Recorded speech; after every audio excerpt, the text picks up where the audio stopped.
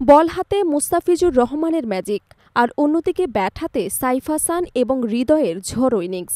এই দুই মঞ্চেই শ্রীলঙ্কাকে উড়িয়ে সুপার ফোরের দাপুটের সূচনা করেছে বাংলাদেশ। ১৬৯ রানের লক্ষ্য সহজে টপকে লঙ্কান সিংহদের ৭ উইকেটে হারাল টাইগাররা। এর ফলে পয়েন্ট টেবিলের শীর্ষে উঠে গেছে লাল সবুজের প্রতিনিধিরা। ম্যাচের শুরুটা অবশ্য বাংলাদেশের জন্য আশানুরূপ ছিল না। টস জিতে বোলিং নিয়ে টাইগাররা শুরুতেই চাপে পড়েন।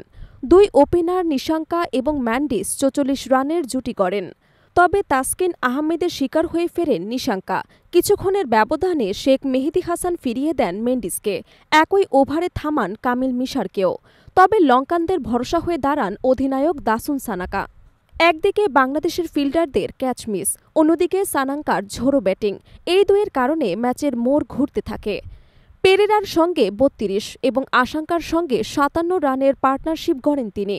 শেষ দিকে রান আউট এবং মুস্তাফিজের ঝোড়ো আঘাত সত্ত্বেও সানাকার ৬-৪ এবং ৩ ছক্কায় সাজানো ৬৪ রানের ইনিংসে লঙ্কানরা দাঁড় করায় ১৬৮ রানের চ্যালেঞ্জিং পুঁজি।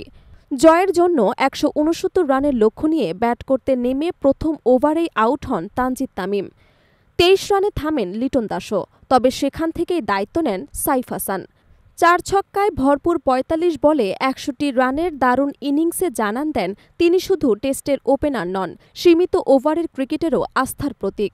সাইফ ফিরলেও আর থামেননি তরুণ ব্যাটার হৃদয়। দুর্দান্ত ছন্দে খেলে দলকে জয়ের পথে নিয়ে যান তিনি।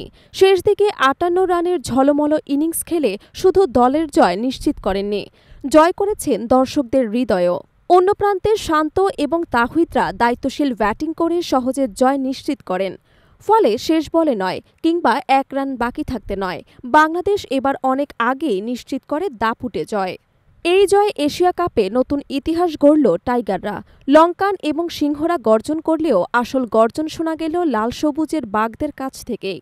মুস্তাফিজের বোলিং, সাইফ এবং হৃদয়ের ঝোড়ো ব্যাটিং আর দলের সবার অবদান, সব মিলিয়ে এই জয় বাংলাদেশের আত্মবিশ্বাসকে আরও উঁচুতে তুলল।